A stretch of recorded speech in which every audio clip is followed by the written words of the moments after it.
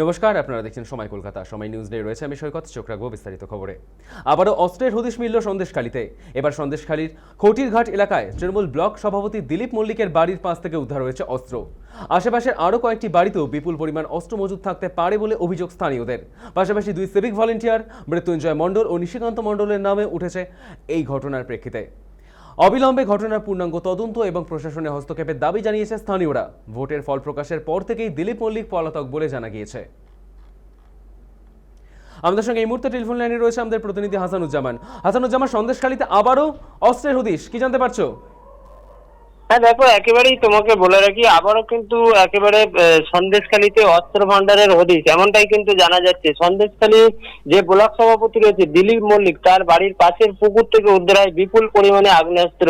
যে আগ্নেয়াস্ত্রের ইতিমধ্যে পুলিশ সহ প্রশাসন উদ্ধার করেছে। তার পাশাপাশি এই ঘটনায় কিন্তু দুজনের নাম জড়িয়েছে। দুজন কিন্তু সিভিক ভলেন্টিয়ার, মৃত্যুঞ্জয় মণ্ডল এবং নিশিকান্ত মণ্ডল। তারা কিন্তু সন্দেশখালী থানার সিভিক ভলেন্টিয়ার বলে জানা যাচ্ছে। এই ঘটনায় কিন্তু এদের নামও উঠে আসছে ইতিমধ্যে প্রাথমিক তদন্তে। পাশাপাশি গোটা ঘটনার তদন্ত শুরু করেছে বসিরহাট পুলিশ জেলার পাশাপাশি সন্দেশখালী থানার পুলিশ। দিলীপ মল্লিক এই তৃণমূলের যে দাপুটে ব্লক সভাপতি, তার বাড়ির পাশের পুকুর থেকে এই বিপুল পরিমাণে আগ্নেয়াস্ত্র উদ্ধারের ঘটনায় যথেষ্ট কিন্তু চাঞ্চল্য ছড়িয়েছে সন্দেশখালীর এই এলাকায়। শুধু তাই নয়, সন্দেশখালী একেবারে পরপর দীর্ঘদিন ধরে বারবার কিন্তু অস্ত্র ভান্ডারের হদিশ পাওয়া যাচ্ছে। এই অস্ত্র ভান্ডার কোথা থেকে আসছে, কেন আসছে, কি উদ্দেশ্যে এই অস্ত্র মজুত করে রাখা হয়েছিল, সমস্তটাই কিন্তু নজরে রেখেছে পুলিশ প্রশাসন, এমনটাই কিন্তু জানা যাচ্ছে। সিভিক ভলান্টিয়ার দুজনের নাম জানানোই কিন্তু একেবারে যথেষ্ট চাঞ্চল্য ছড়িয়েছে। মৃত্যুঞ্জয় মণ্ডল এবং নিশিকান্ত মণ্ডল, এই দুই সিভিক ভলান্টিয়ারের নাম কিন্তু প্রাথমিকভাবে উঠে এসেছে, এমনটাই কিন্তু জানা যাচ্ছে। তার পাশাপাশি এই বারবার কেন অস্ত্র যে উদ্ধার হচ্ছে, কি কাজে সেই অস্ত্র মজুত করা হয়েছিল, সেটাও কিন্তু সন্দেশখালী থানার পুলিশের পাশাপাশি বসিরহাট জেলা পুলিশ কিন্তু একেবারে নজর রেখেছে এই ঘটনার দিকে।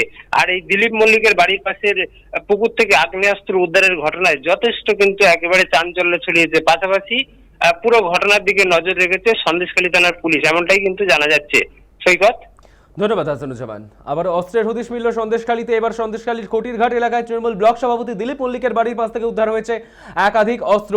পাশাপাশি দুই সিভিক ভলেন্টিয়ার মৃত্যুঞ্জয় মণ্ডল এবং নিশিকান্ত মণ্ডলের নামও উঠে এসেছে এই ঘটনার পরিপ্রেক্ষিতে। অবিলম্বে ঘটনার পূর্ণাঙ্গ তদন্তের দাবি স্থানীয় বাসিন্দাদের।